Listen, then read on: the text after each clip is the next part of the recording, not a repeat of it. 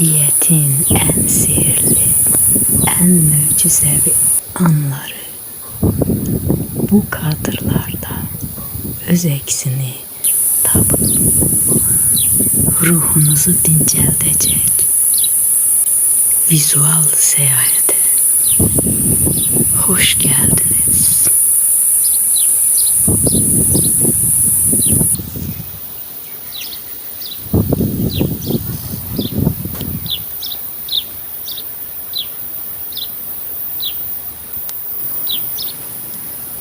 Gökyüzünün en güzel renkleri yere inip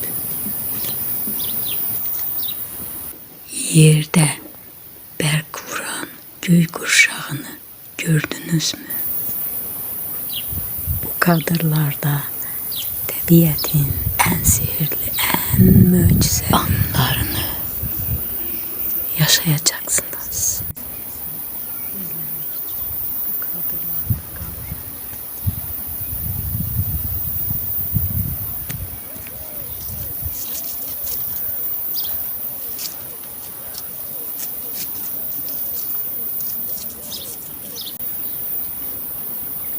Ruhunuzun dinçeldiği, gıdalandığı yer bu kadırlardadır.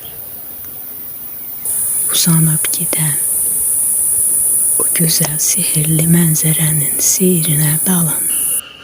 Sanki təbiət bütün renklerini bu mənzərəyə sığışdırıb.